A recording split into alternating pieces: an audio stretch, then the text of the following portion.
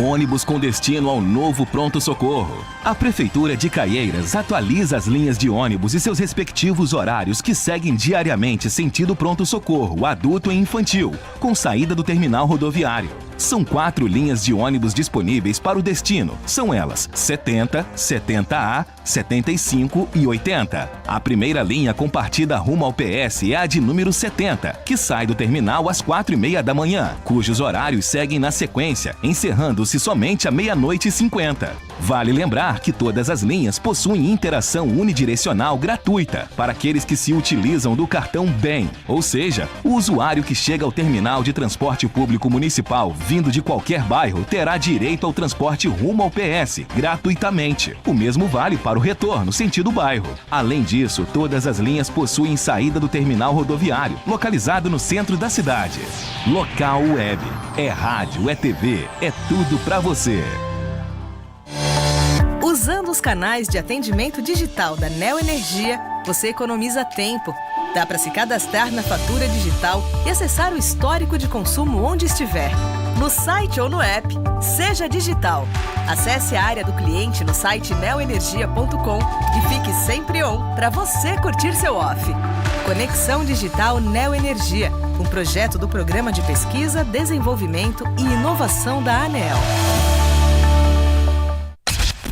A Local Web entra em cena.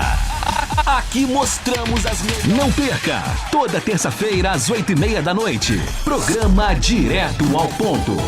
Atualidades, políticas públicas, os temas que mais importam para você. Tudo isso com transmissão ao vivo e simultânea no canal da Local Web no YouTube, no nosso site e em nosso aplicativo. Direto ao Ponto. O que ninguém fala, você ouve aqui. Brasil unido contra a dengue.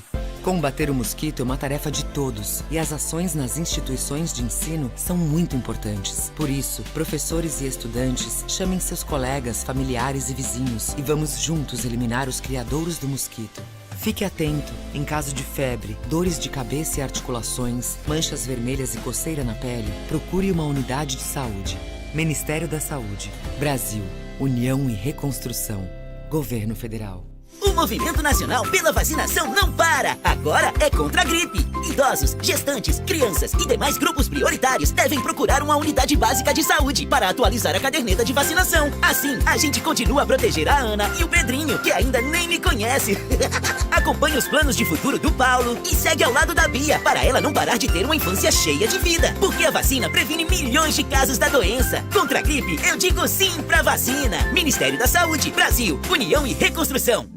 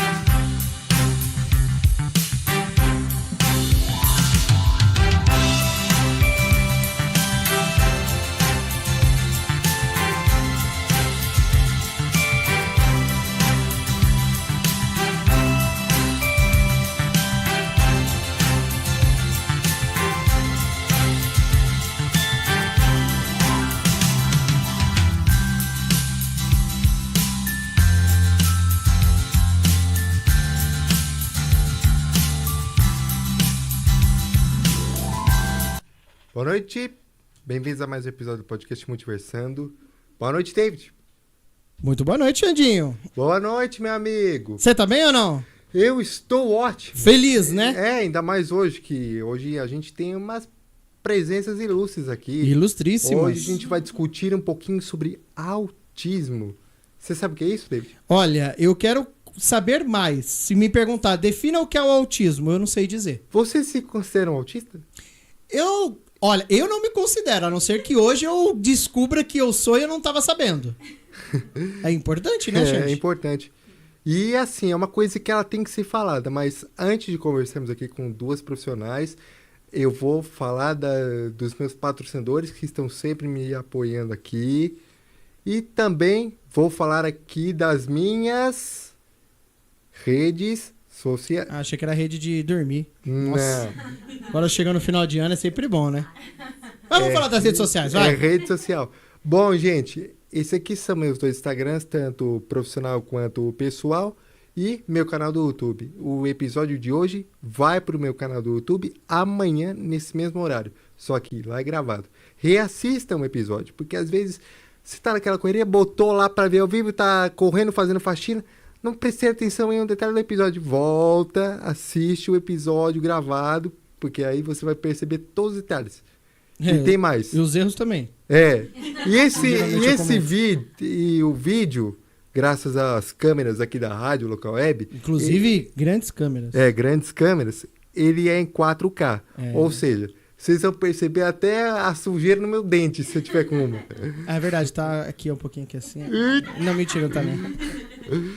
E também temos que falar do aplicativo da rádio. Exatamente. Então você que está aí chegando na nossa live, primeiramente, se a pessoa quiser mandar mensagem no nosso chat lá no YouTube, como que faz, Xandinho? Tem que se inscrever no canal, ativar o sininho, esperar 60 segundos, aí você já comenta. Perfeito. Então, ó, você que tá chegando aí, já se inscreve no canal, já dá aquela compartilhada, manda pro pessoal. E você que às vezes tá voltando no trem e não consegue assistir pelo YouTube, você também tem a opção de baixar o aplicativo da rádio. Por Apple Store e também Google Play. Exatamente. Abra aí sua loja de aplicativos, escreve lá Rádio Local Web e baixa o aplicativo. Lembrando que, Xandinho, não é somente os podcasts que passam lá no aplicativo, né? Não é? Não. É todos os programas da rádio? Exatamente. A rádio ela é 24 horas, então durante todo o dia, toda madrugada, toda manhã, toda noite, tem programação ao vivo. Então quando não estiver tendo o podcast do Xandinho ou os demais que acontecem aqui na rádio, vai estar passando também a programação completa da rádio. Que maneiro. Ô, David, e antes eu tenho que fazer um disclaimer aqui, gente. Fazer o quê? Disclaimer, eu tenho que falar uma coisa aqui. Você tá falando inglês, eu não entendo. Então, antes de apresentar nossos convidados, eu vou ter que falar uma coisa que aconteceu com o nosso amigo David aqui. Infelizmente, ele torceu o pé. Tô com a patinha machucada. Então, melhoras aí pra ele. Muito obrigado, David. Obrigado. Não, é porque ele é um cara que eu me importo muito, sabe? Sabe que eu me importo demais com você também. Não, eu que me importo com você. Bom, e outra, eu até fiquei assim, na hora que eu te mandei mensagem, não, porque hoje eu cheguei aqui, era 4 horas da tarde, achando que era 6. É uma loucura que tava o meu dia hoje. O David, tadinho, ele ficou até meio... atordoado, meio atordoado com tudo isso. Eu falei, David, mas ainda é 4h38, David, eu ainda estou aqui em casa, eu ainda vou almoçar, meu pai nem chegou do serviço ainda, David. Uma loucura, mas... Aí ele, eu pensei que já fosse 6.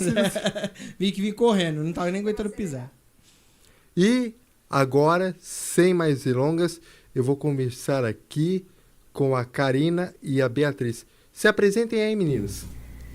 Pode ir. Olá, boa noite. Boa noite. Eu sou a Beatriz Machado, sou psicóloga, analista do comportamento, né? E a gente tem uma clínica aqui em Caieiras, geralmente especializada para indivíduos com TEA, né? Autismo, TDAH, outros transtornos também no desenvolvimento e outras demandas também. Isso. Tem transtorno de atraso? Porque esse aqui se atrasa muito.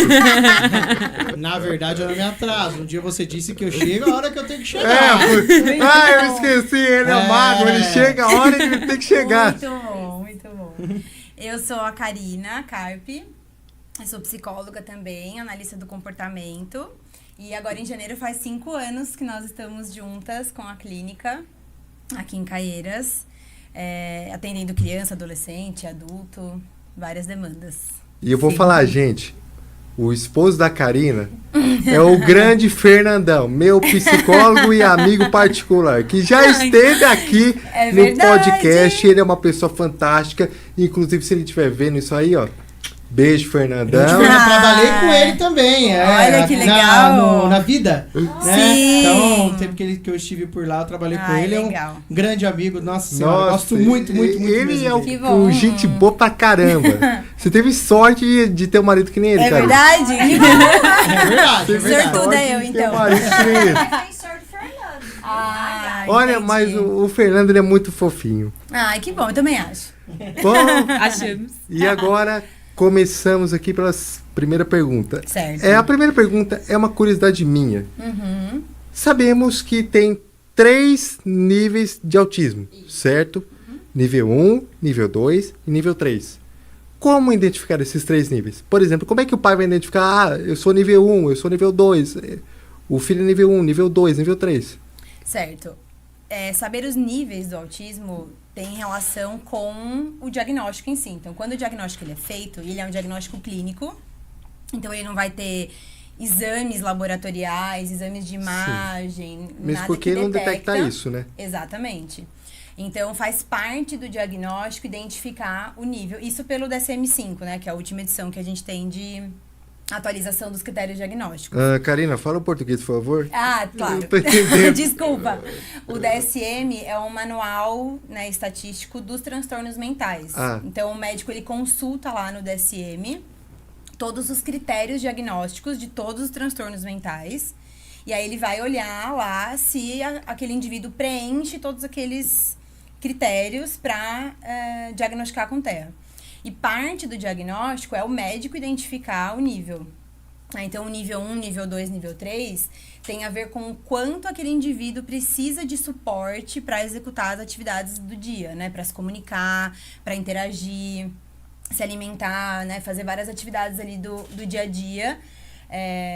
O quanto ele depende de alguém ou de algum instrumento para realizar aquela atividade. Então você está dizendo que só com, por exemplo, um pai de olho não vai conseguir identificar se é nível 1, nível 2 ou nível 3? A gente, assim, ter a certeza, geralmente não. Você consegue entender ali, poxa, meu filho precisa bastante da minha ajuda, precisa menos da minha ajuda. Mas essa questão dos níveis de suporte é até uma discussão que a gente ouviu no congresso que a gente foi recentemente, que muito possivelmente na próxima atualização do DSM está na 5ª edição, né, desse manual dos transtornos mentais. Que os critérios diagnósticos já podem possivelmente ser diferentes, porque... Pode ter um nível 4 ou nível 5? Ou não falar-se mais em níveis, né? A ideia, na verdade, é retirar essa questão dos níveis. O mesmo. CID-11, se eu não me engano, já não fala mais em nível.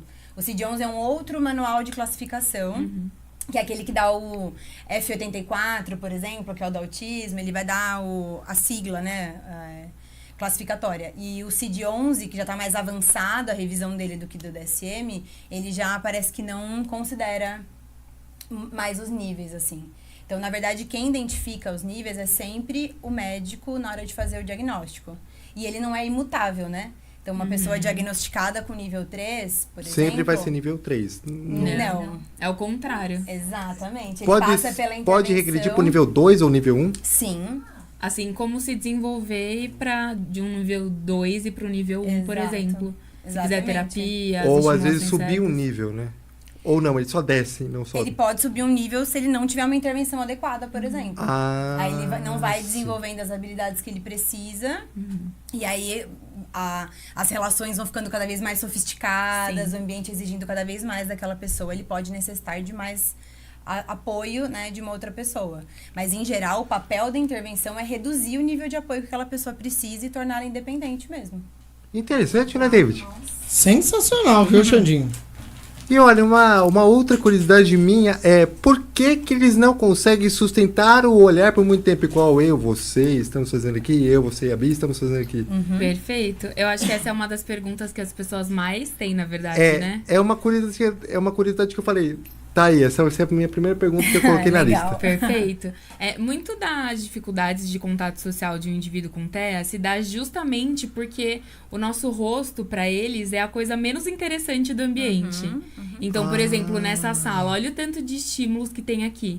luzes, se a gente tivesse microfones e tudo mais. Exatamente. Se a gente tivesse um indivíduo com TEA aqui, muito provavelmente ele estaria olhando pra tudo, menos pro nosso olho. Eu pensava que ele sentia algum tipo de ele sentia algum tipo de medo, por exemplo, quando não tem aqueles filmes quando o vilão vai confrontar o herói e eles chegam assim bem perto, eles ficam assim se encarando, tipo assim. Sim. Olha, tem alguns pacientes nossos que são mais velhos, né, adolescentes e adultos, que geralmente eles falam também de um certo desconforto de ficar fazendo esse contato o tempo todo. E não só por medo, mas às vezes por vergonha, timidez. Mas na maioria das vezes é porque outras coisas no ambiente estão chamando mais atenção desse indivíduo do que ficar olhando para o nosso rosto. Entendo. E assim, pessoas com autismo, elas podem vir a desenvolver outras coisas, tipo ansiedade, depressão e TDAH? Sim. Com certeza. Na verdade, acho que é muito difícil desenvolver, né? Exatamente. A gente ter uma pessoa com autismo somente com esse diagnóstico. Sim. Então, é mais provável que uma pessoa com TEA desenvolva o TDAH como comorbidade. A gente vê, hoje em dia, né, as pessoas com autismo, elas têm se manifestado muito mais nas redes sociais, em vários meios de comunicação.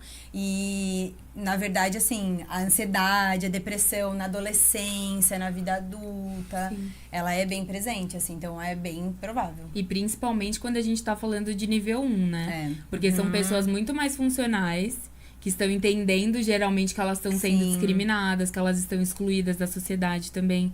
Então, imagina não sentir ansiedade ou depressão inserida nesse ambiente, né? Ou quando o diagnóstico é tardio, então passou a vida toda se sentindo ali diferente, ou precisando ter alguma atitude ali, não conseguir por alguma razão.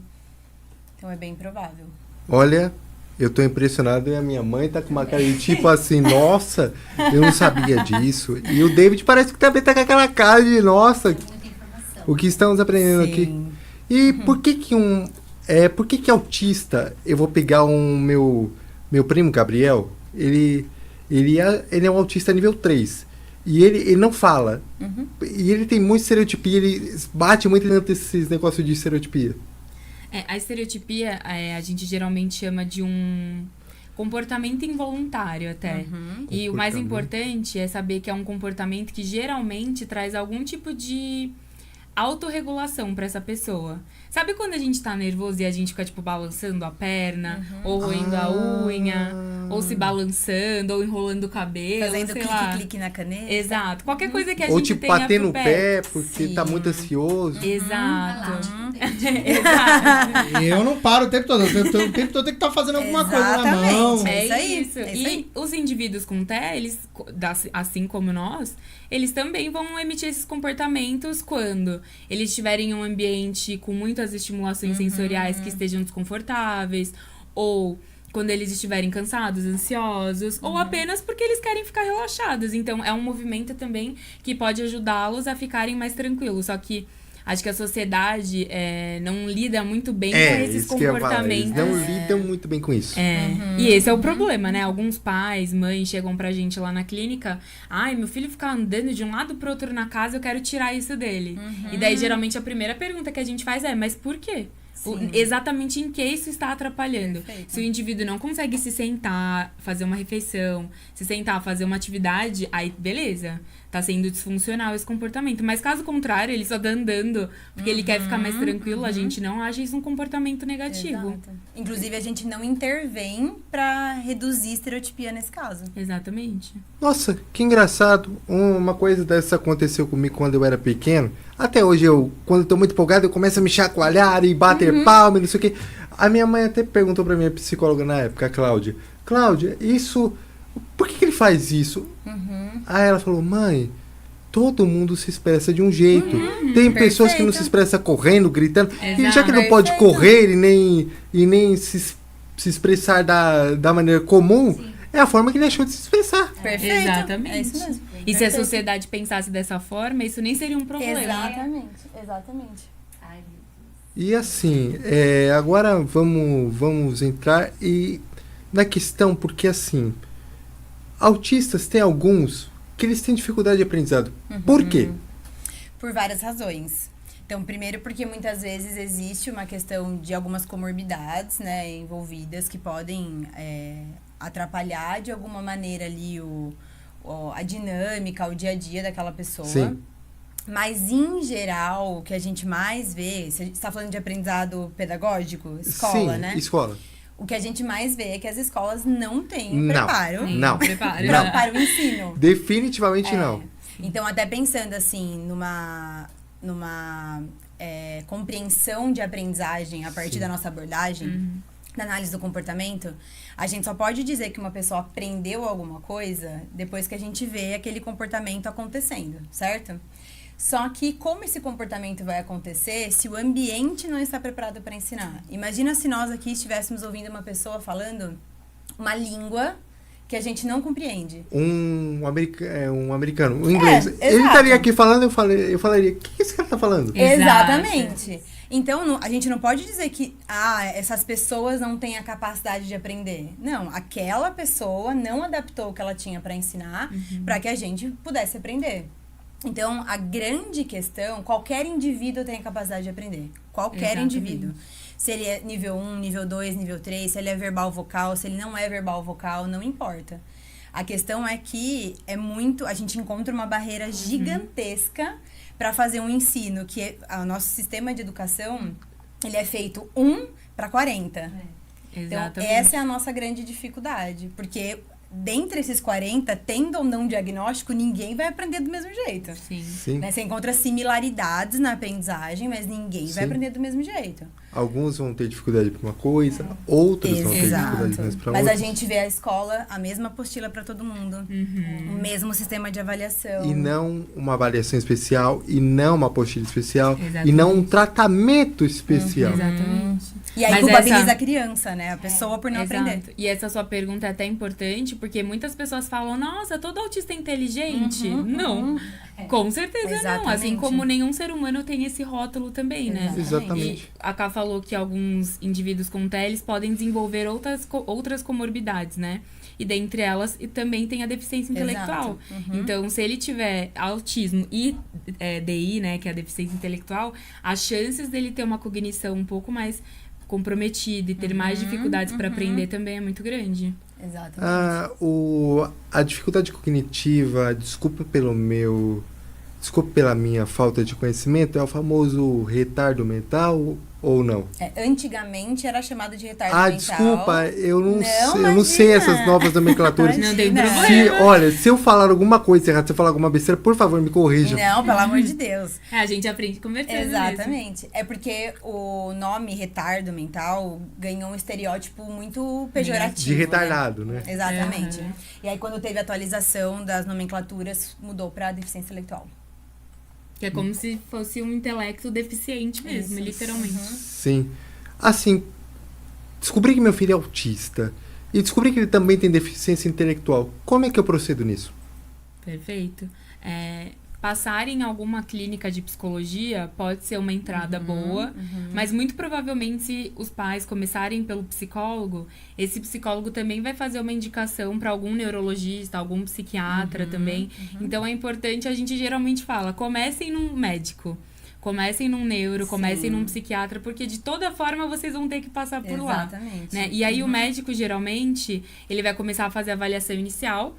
E aí, dependendo das características ali que ele for, né, captando no paciente, aí ele vai fazer os devidos encaminhamentos, que aí geralmente é o combo, né? Exato. Terapia ABA, que é o nosso caso, fonoaudiologia, psicomotricista, fisioterapeuta, depende muito das demandas do paciente. Isso. E por que um autista, às vezes alguns, eu não estou dizendo todos, eles têm muita dificuldade de socialização? Por que acontece isso?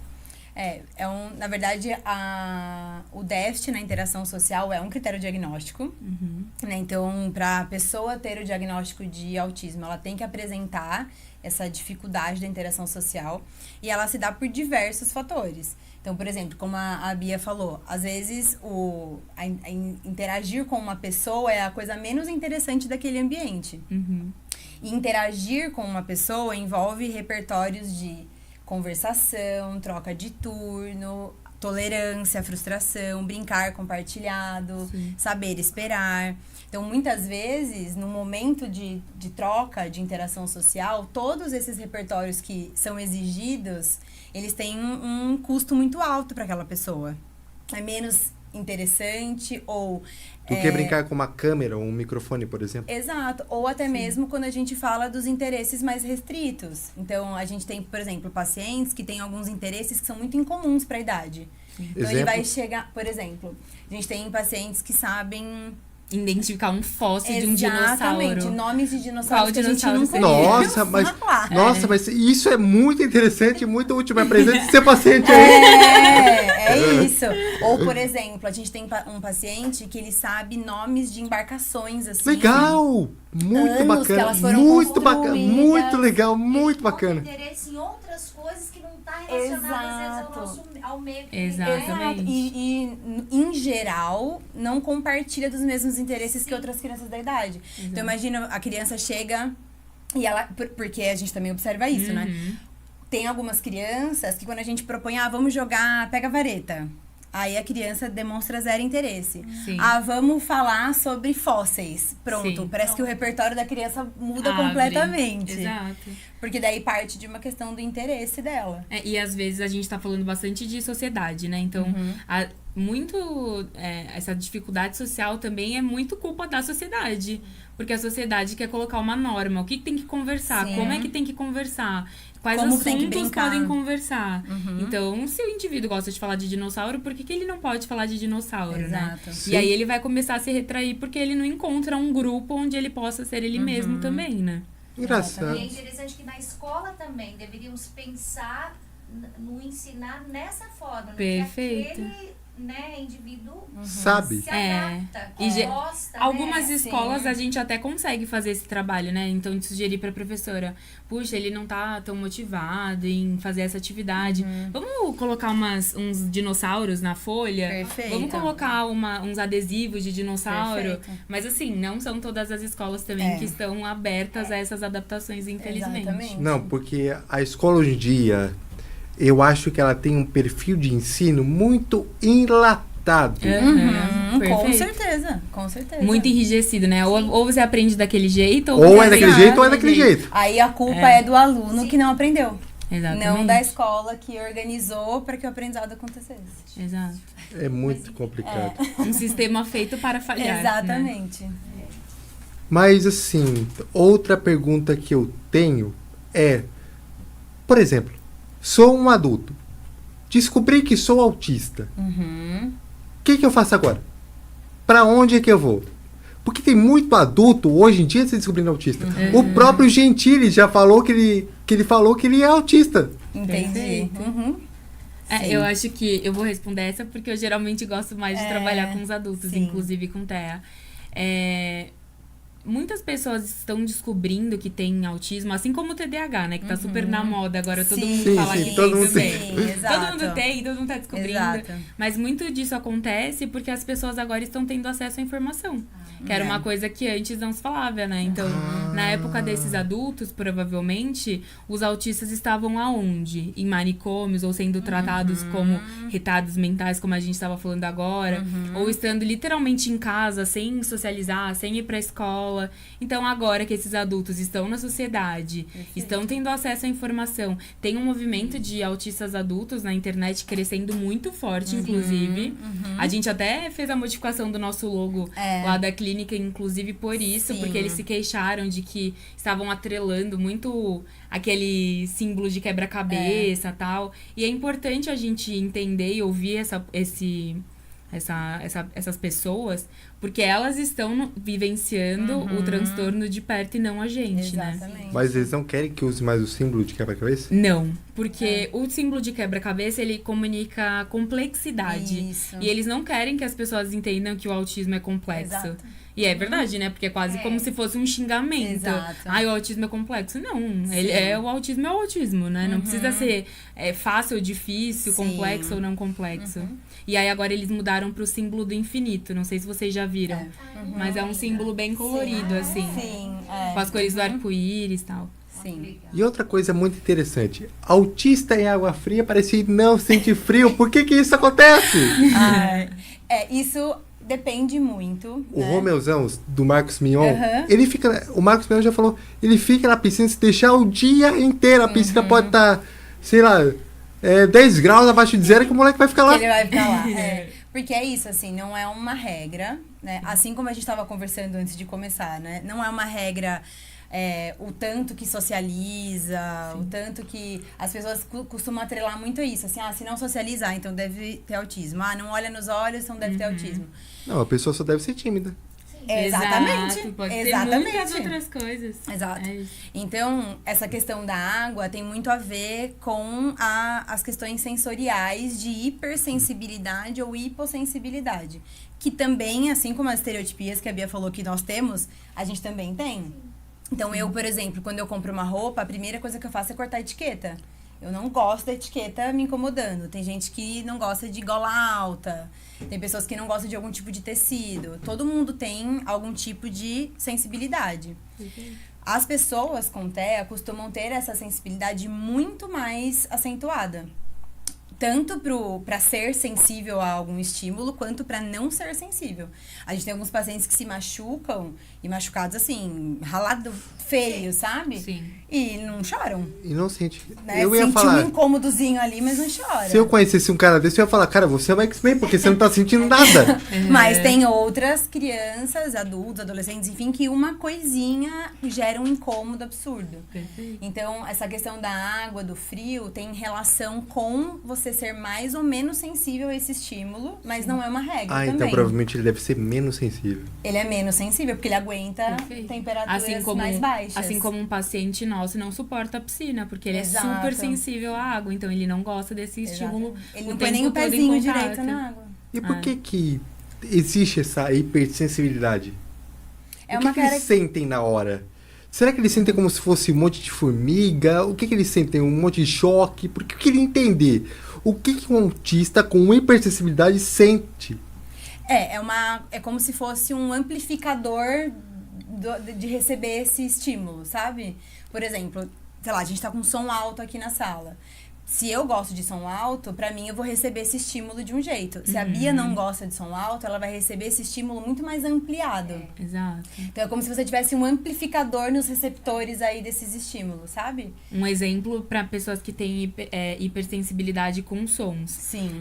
Já aconteceram casos de, às vezes, a gente tá na terapia com o nosso paciente e o nosso paciente não conseguir se concentrar porque ele tá ouvindo barulho de obra a 2 ruas depois da nossa. Exato. E barulho que pra gente tá tipo ruído branco, assim, pra ele não tá.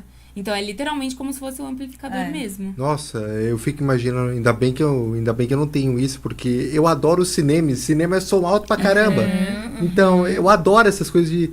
Eu fico imaginando pra um autista ir ao cinema como é complicado. Mas tem agora umas sessões adaptadas, que eles abaixam mesmo. um pouco, eles aumentam, na verdade, um pouquinho da luz pra não ficar aquele breu total. Eles abaixam um pouco do volume também, deixam algumas crianças ficarem caminhando se elas quiserem. Então, pelo menos em algumas coisas a gente já tem alguns avanços também de adaptação. E um bichinho de estimação pode ajudar um autista a melhorar ou não? Por exemplo, também ele ter um cachorro. Pode falar. Ele ter um cachorro, ajuda? Depende muito de vários fatores. Depende do quanto aquela pessoa gosta de ter um animalzinho por perto. Sim. O quanto o estilo, porque o cachorro tem várias questões também. Tem cheiro, tem pelo, tem latido, tem lambida. Que podem ser estímulos ruins, né? Que podem ser aversivos. Então, por exemplo, uma pessoa que tem uma hipersensibilidade maior, tátil, imagina um cachorro lambendo, raspando o pelo. Então, é relativo, assim. Pode ajudar, muitas vezes, né? Por ter ali uma interação com o bichinho. E também a questão mas sensorial, muito, né? Existem algumas instituições de pet terapia. Então, eles reúnem vários animaizinhos diferentes, levam até a clínica ou a escola do paciente. Sim. E aí, eles têm um momento de ficar tocando, sentindo a textura do animal. Mas é isso, nem em todos os casos os indivíduos gostariam dessa estimulação, por exemplo. Exatamente. É muito engraçado que eu sou uma pessoa extremamente... Eu adoro animais. Tanto que eu tenho um pastor alemão enorme em casa. Ai, que legal.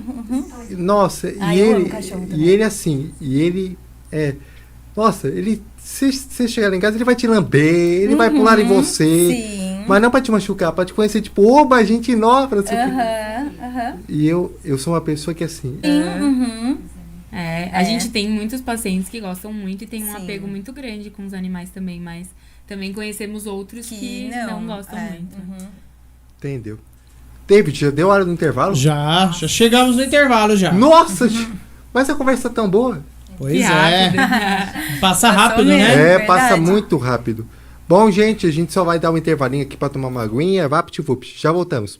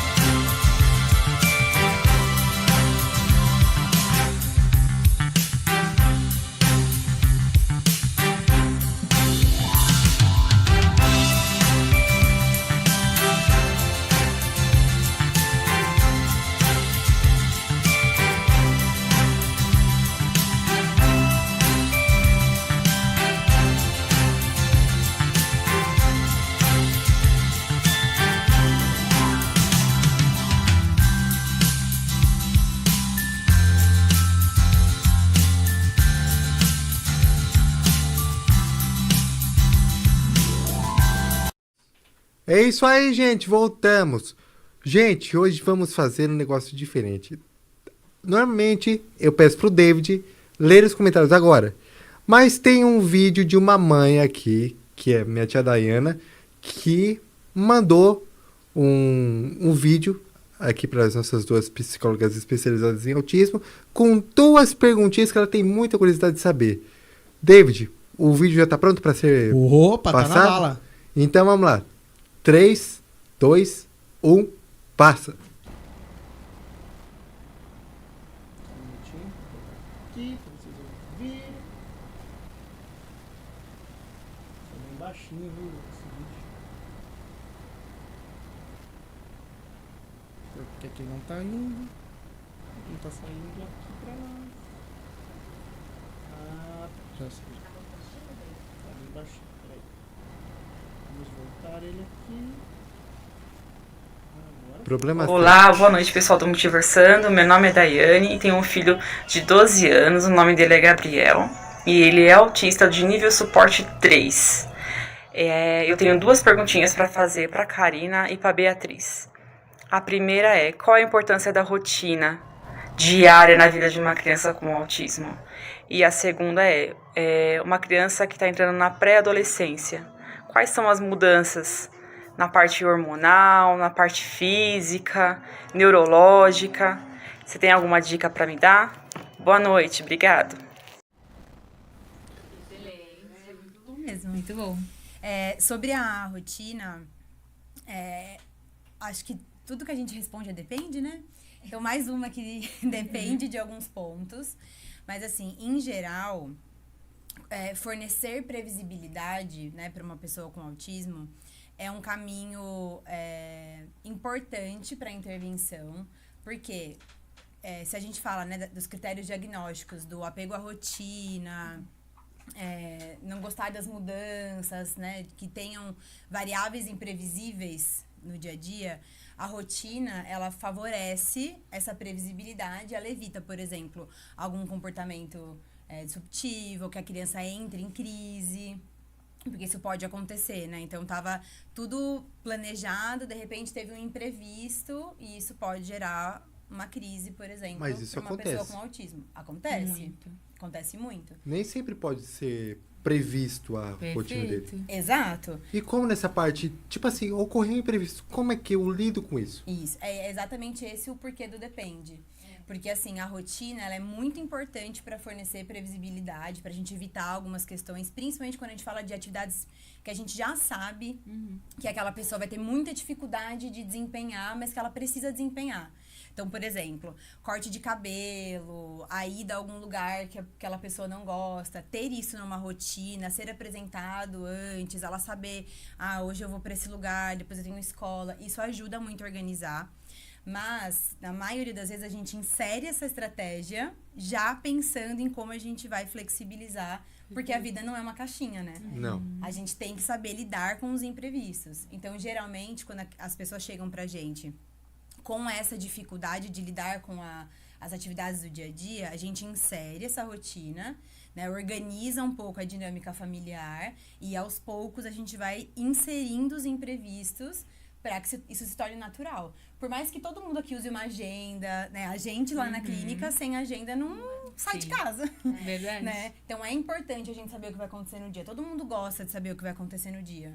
Sim. Mas a gente precisa entender que no meio do caminho pode Vão ter ter uma quebra Perfeito. e tá tudo bem. E lembrando também que rigidezes comportamentais também é um dos critérios Exato. diagnósticos. Ou seja, se a gente quer trabalhar a flexibilidade desse indivíduo, ensiná-lo a ser flexível, adaptativo, como é que a gente vai deixá-lo sempre numa rotina muito enrijecida para ele se tornar flexível, né? Exato. É impossível. E aí, respondendo também a segunda pergunta, que é uma pergunta muito boa, as alterações da fase da infância, né, para a adolescência, elas acontecem de forma bem similar a qualquer outro indivíduo, mas eu acho que a gente acrescentaria alguns cuidados importantes, né? Que Principalmente hormonal? Também, mas tem um pouquinho de diferença na parte da sexualidade, por exemplo. Alguns indivíduos com TEA, eles podem ter a sexualidade aflorada um pouco precocemente. Sim. Então, é importante notar, né, se esse indivíduo já percebeu que tem um órgão genital, se ele se toca, se ele entende como é que funciona esse órgão também, e a gente conseguir fazer alguns ensinamentos prévios para isso, para ele também não começar a se relacionar mesmo com esse órgão de forma disfuncional, ou seja, excessiva ou em ambientes que não sejam muito adequados. E a gente está falando aqui de mudança, né? Toda mudança para indivíduos com autismo pode ser, sim, difícil. Sim. Então, ele se ver criança e, de repente, ele entender que a voz tá mudando, que tem pelo no corpo, que ele tá grande, que os dentes estão ficando diferentes, o cabelo tá ficando diferente, a pele tá cheia de espinho, então... Eu tô maior, Por que tá crescendo um monte de pelo na minha cara? Exato. Então, isso pode ser desconfortável para muitos deles. Outros não. Outros, assim como vários adolescentes, amam essa fase de... eu tô com pelo, tô com bigode, eu tô Tem forte. um paciente nosso que falou pra gente que as metas pra 2025 é ter mais barba. Ter mais bigode, mais barba. Sabe, todo mundo me zoa aqui. Todo mundo fala, wear bigodão. Aí eu falo, respeita meu bigode. Isso aqui. É isso mesmo. Mas eu acho que é importante, sim, nessa fase de transição da infância para adolescência, ficar atento mesmo a esse indivíduo, dar o suporte, falar dessas mudanças, que são mudanças boas, que são mudanças, às vezes, difíceis, mas que, assim como tudo na vida, passa, né? Perfeito. Mesmo esse indivíduo sendo não verbal, ela pode estar expressando normalmente, explicando todas essas mudanças? Sim, na verdade precisaria, de repente, só entender o que poderia facilitar, né? Perfeito. De repente, com imagens, fazer pistas visuais.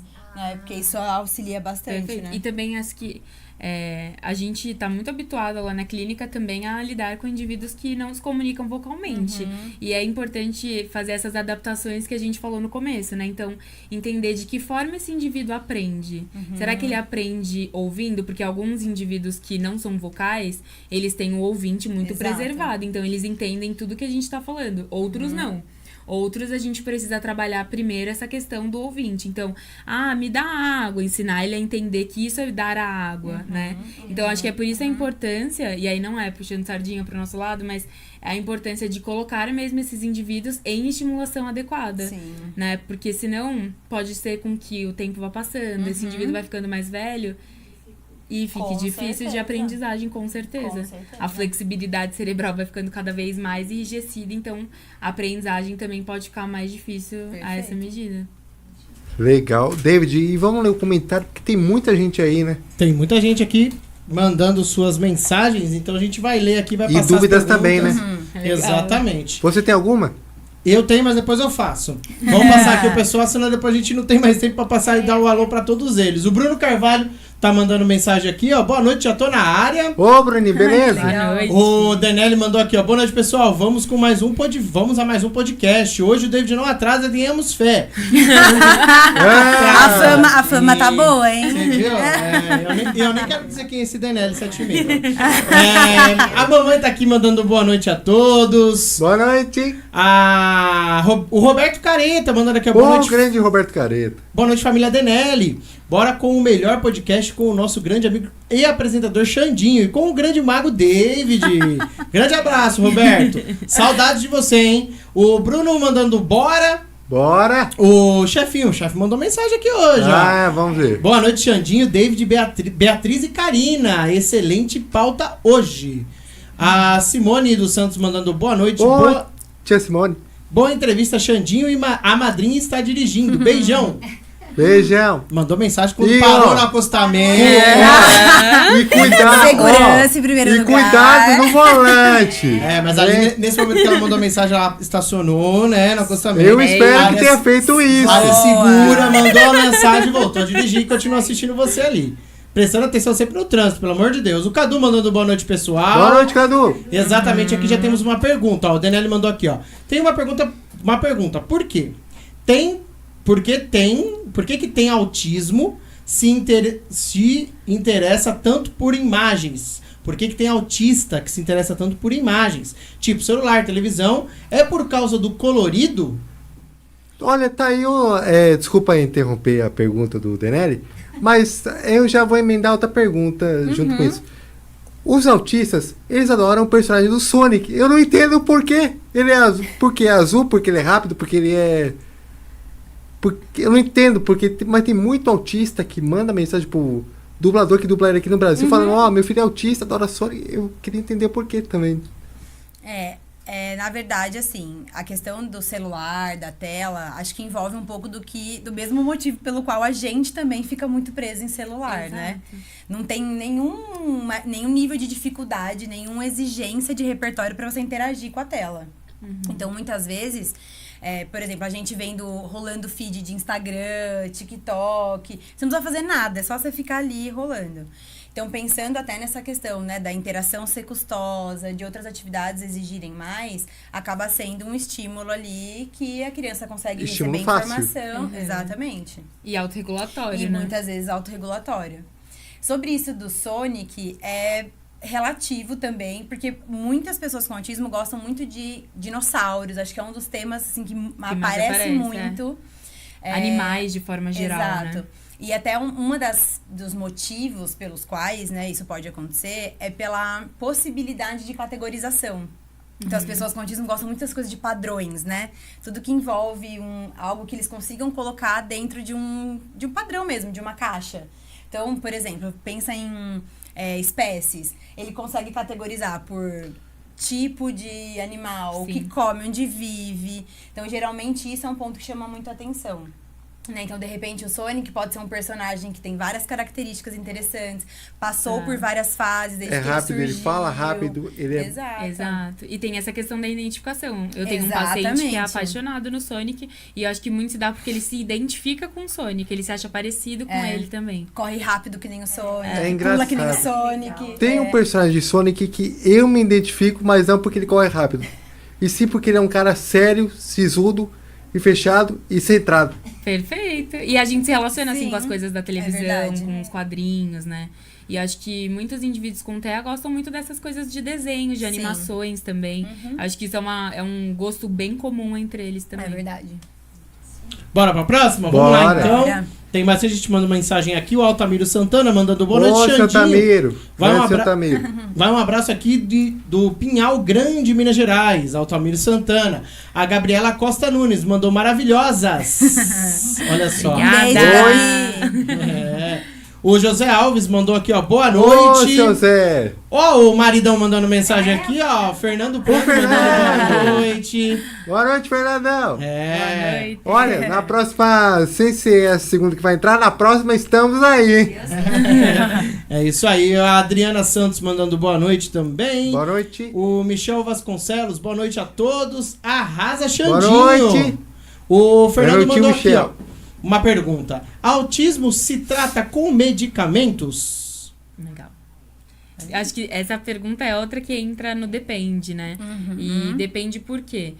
Existem indivíduos com TEA que eles apresentam até outras comorbidades também, por exemplo, como TDAH. E aí, nesse caso, em alguns níveis, né, de TDAH, a gente indica, sim, a medicação. Não a psicólogos, né? A gente indica pro médico e o médico indica a medicação. Por quê? Às vezes a falta de atenção, né, a dificuldade de concentração ou a ampliação ali de hiperatividade pode fazer com que esse indivíduo tenha dificuldades escolares, que ele tenha dificuldade em permanecer sentado, por exemplo. Assim como alguns indivíduos com TEA podem apresentar uma agressividade, acho que de forma excessiva, ou dificuldade de dormir, ou dificuldade, sei lá, várias dificuldades diferentes de sono, de alimentação. Então, é importante esse acompanhamento ser feito com a equipe ali de psicólogo, de fono, né, a equipe multi, mas também nesse diálogo constante com o médico, porque em algumas medidas só a intervenção física ali, né, nas terapias, talvez não seja o suficiente mesmo. Em algumas dificuldades ou em algumas características, talvez o medicamento ajude para estabilizar e fornecer um ambiente mais confortável para esse indivíduo se manter também na sociedade. Perfeito. Ó, já queria colocar também uma outra aqui, ó, que ele mandou, e as promessas milagrosas, entre aspas, do autismo, né? Sempre tem alguém prometendo curas, entre aspas. Existe isso? Não. Não. Existe gente prometendo cura. Existe charlatão, mas não tem cura. Exato. Não tem cura porque não é doença. Porque não é uma doença. Exatamente. Então essa é a resposta mais certeira que a gente pode dar, assim. Então parem de falar que autismo é doença, porque não é. Perfeito. Excelente. Exatamente. Ó, a Alexandra Bastos de Moraes mandando aqui, boa noite, doutora Karina Carpe, minha âncora há 8 anos. Te amo, obrigada por tudo, olha só. Beijo pra vocês. O Danelli mandou aqui, ó, 2 profissionais de primeira, muito domínio sobre o assunto. Com certeza. Obrigada. E a Alexandra mandando aqui, ó, parabéns meninas, sucesso. A Alexandra mandou aqui, ó, por que a criança com deficiência intelectual, o DI, né, na verdade, tem mais dificuldade para aprender? A gente falou um pouquinho disso até, né? Justamente pela um déficit ali no intelecto mesmo. Então, essa pessoa ela pode entender o mundo de outra forma e geralmente de forma mais imatura. Sim. Então, o indivíduo pode ter, sei lá, 11 anos e ter uma maturidade de 5, 6. Na clínica, a gente tem até alguns adultos com deficiência intelectual e a gente tá justamente nessa parte de ajudar a trabalhar a maturidade, a se ver como um adulto, a entender o mundo como um adulto, porque existe essa dificuldade mesmo de compreender o mundo na faixa etária que eles estão. Exato. Pela forma como eles estão aprendendo, pela forma como eles entendem e priorizam as demandas também. Então, a dificuldade de aprender se dá justamente por esse déficit na cognição. Perfeito. o Cadu mandou aqui, ó, uma legal. Parabéns pelo conteúdo, pessoal. Se possível, eu gostaria de esclarecer 2 dúvidas. O que diferencia o verbal do não verbal? E é apenas emitir sons aleatórios ou falar com intenção e direcionado? Perfeito. Nossa, o Cadu foi eloquente. Excelente, Cadu. Ótimo. Ô, Cadu, você não é assim não, cara. Precisou no dicionário pra poder escrever a pergunta. Provavelmente. Muito bom. Na verdade, falando, né, de novo de como a gente olha para essa habilidade, a gente não fala de verbal e não verbal. Porque comunicação, né, linguagem, não é só fala. Sim, certo? Existem linguagens universais, tipo dança, matemática, música. Isso, e dá para usar sistema de sinais, comunicação aumentativa e alternativa, que daí tem sistemas de troca de figuras, ou sinalizar por figuras. Então, a gente diz que a pessoa, ou ela é vocal, verbal vocal, ou ela é não vocal. E aí, a gente não diz o vocal só pela emissão de sons. Então, geralmente, esse vocal tem que ter a intenção comunicativa. Porque, por exemplo, a gente tem várias crianças que têm um repertório vocal. Se a gente tá falando de comunicação, né? Tem um repertório vocal, mas, por exemplo, canta musiquinha ou repete uma palavra. Ficam com as ecolalias. Tem as ecolalias, que é essa emissão O que são ecolalias? É quando você repete sons, né? Ou que você acabou de ouvir, ou que você já ouviu em algum momento, que é a ecolalia tardia. São literalmente essas estereotipias que você falou, mas são estereotipias vocais. Isso, perfeito. Então, ela é vocal, mas ela não tem a intenção de troca, na intenção comunicativa de pedir algo, manter uma conversa. Então, nesse caso, a gente sempre conta com o apoio das fonoaudiólogas que trabalham com comunicação aumentativa e alternativa, porque elas... Tem muita gente, inclusive, que fala que a comunicação aumentativa e alternativa vai bloquear a fala. Né? Isso já caiu por terra, porque, na verdade, como o próprio nome já diz, ela aumenta a probabilidade de comunicação. Sim. E aí pode ser que a fala oral surja. Sim. Né? Mas acho que essa é a pergunta mesmo, né? É isso. E ele complementou aqui, ó, mandou... E a outra é, como diferenciar o aceita comandos? Como diferenciar o aceitar comandos, né? O aceitar comandos. Eu acho que ele pode estar se referindo, de repente, a pessoas que têm oposições, comportamentos de... ouvir um comando... Um não, por exemplo. Exato, e não vou seguir. Isso acontece muito com indivíduos com TEA. Assim, lá na clínica, inclusive, a gente tem... uns 20 só com essa demanda. Exatamente. Muito se dá algumas vezes por oposição pura. Às vezes a gente tá falando de uma comorbidade ali com TOD, que é o transtorno opositor desafiador, que também tá muito comum hoje em dia de se falar. Transtorno opositor desafiador. Exatamente. TOD, exatamente. É um cara que não vai aceitar que você dê ordens pra ele. Exato. Não vai aceitar ser comandado, não vai aceitar ser controlado. Figura de autoridade. Exato. Eita! Então eu acho que eu tenho isso aí. Muito bom, tô vendo. E às vezes a gente pode estar falando só de uma oposição, às vezes a gente pode estar falando de uma criança que não é educada, que é uma dificuldade ali de educação pura dos pais, né, do ambiente. Mas às vezes a gente também pode estar falando de uma criança que nem entende o que é comando. Então é o que eu falei, é importante às vezes ensinar, me dá o copo, entender que esse movimento é dar o copo. Porque às vezes a gente fala, me dá o copo, e a criança não dá. Ele se opõe. Ele não tá me obedecendo. Mas às vezes ele só não sabe o que é isso mesmo, né? Sim. Então acho que essa é a diferença, assim. Às vezes é oposição, às vezes é educação, às vezes é só falta de entender o comando mesmo. E só com uma avaliação bem feita, a gente pode dizer o que é cada uma dessas coisas. Legal. Ó, o Antônio Aparecido mandou aqui, o meu pai mandou aqui, eu cheguei, parabéns pelo programa, Xandinho, espero você em meu podcast. E uma pergunta para as especialistas aí. As escolas municipais precisam ter um olhar diferente para os autistas? Opa. Com toda certeza. As municipais, as particulares, as estaduais, todas elas. A gente falou um pouquinho disso, acho que mais, né, no começo. Mas, assim, se não tiver uma adaptação para o ambiente, em todos os sentidos, né? Às vezes a escola é muito barulhenta, às vezes o ventilador, às vezes é a luz, é a forma como a professora fala. A gente tem casos, por exemplo, que o professor, às vezes, não anda pela sala de aula, fala de longe. Então, para a criança, imagina, ela tá sentada na quarta carteira. Ela tem um monte de criança na frente dela até chegar na professora. Mas aí a minha pergunta é, vale a pena a professora que já leciona fazer uma nova...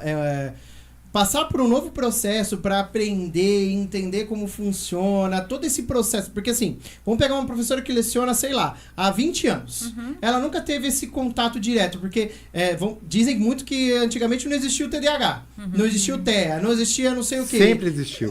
Exatamente, só que nunca teve essa... começou com... todos são normais, às vezes é frescura, é isso e aquilo. Hoje isso é muito... ativo dentro das escolas. Existem diversos alunos, até mesmo se você for colocar em estudo a porcentagem hoje de alunos muito com grande. Todos esses essas novas nomenclaturas que existem muito dentro das escolas. Vale a pena você pegar uma professora e ficar, por exemplo, um ano dando um curso, colocando ela nesse novo cenário, ou ter as profissionais como vocês dentro das escolas para poder já tratar desse problema ali dentro? Acho que são ambos os cenários, mas assim, que essa primeira opção que você deu quase nunca, a escola nunca disponibiliza, sabe? Tipo, vou ajudar esse professor a ter capacitação. Ou quando disponibiliza, o próprio indivíduo não quer. Acontece. Assim como tem professores incríveis que tiram do próprio bolso uma especialização. Ou até que se mobilizam para ir até a gente, conversar com a gente.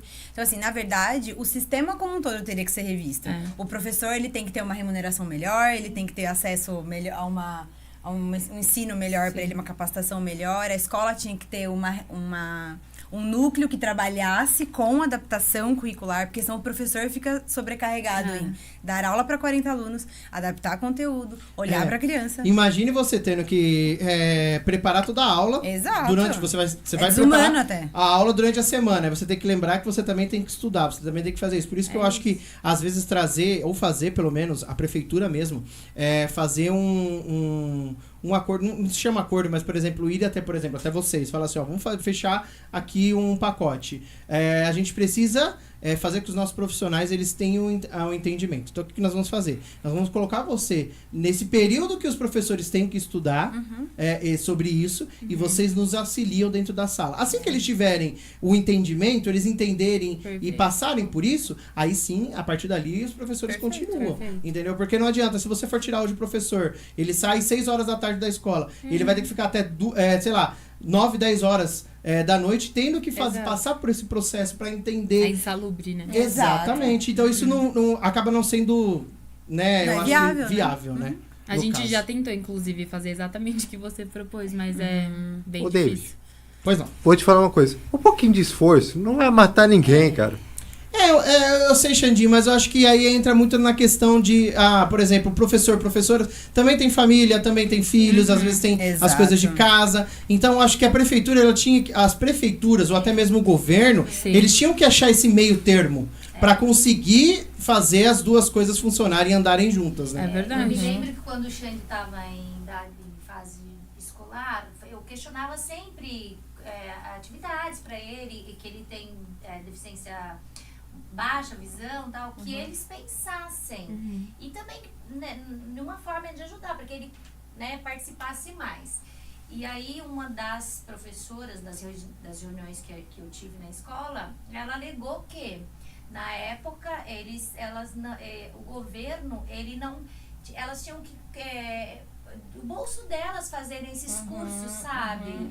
E aí é difícil. Aí você vai questionar o quê? É difícil. Porque diz que eles não pagavam, eles não ajudavam, não custeavam esses cursos para que elas se aprimorassem para poder dar ele na sala de aula. O certo seria a prefeitura ou o governo, o Ministério da Educação, eles fizessem essa parceria com as essas instituições privadas, para que aí sim você consiga ter esse ensinamento dentro das escolas, para que as crianças, vocês nos disseram, às vezes se você não tem o cuidado, você tem o diagnóstico, mas você não tem o cuidado, você acaba piorando aquela situação que já existe. Eu tenho 2 perguntinhas finais aqui, só pra gente poder acabar. Posso só passar as últimas 3 mensagens que mandaram aqui? Pode, David. Vamos lá. A Mariane Santos mandou Rulindas. A Mayara Menegatti mandou muito bom ver profissionais capacitados. Todas terapeutas lindas da clínica. Olha só. Obrigada. Espalhando capacidades, espalhando informações importantes sobre o TEA. E a Ludmila Ribeiro mandando aqui profissionais incríveis, conteúdo maravilhoso e necessário. E o Antônio mandando aqui, colocar na grade curricular e buscar emendas para qualificações profissionais, exatamente. Perfeito. E a Gabriele Costa mandando aqui, porque existem níveis de autismo, é uma das perguntas também que mandaram aqui no chat. Perfeito. Certo. É isso dos níveis, a gente falou um pouquinho no começo, né? Eu acredito muito que existem os níveis pra... eu sou um pouco contra os níveis. Pra classificar. E eu acho que classificar, em algumas partes são boas e em outras são ruins. Por quê? A classificação, às vezes, ela faz com que muitas pessoas achem que nível 1 é mais fácil do que nível 3. Mesmo. E que nível 2 é mais ou menos. Então, eu acho que existe essa questão da classificação para, primeiro, você saber identificar o quanto de autonomia aquele indivíduo tem. Mas, infelizmente, também existe a classificação, de repente, para você olhar, bater o olho ali no indivíduo e saber, esse dá para contratar? Esse dá para colocar em tal ambiente? Esse não dá? Então, até por isso a gente falou que existe esse movimento de tentar retirar os níveis para trazer mais equidade social mesmo. Perfeito.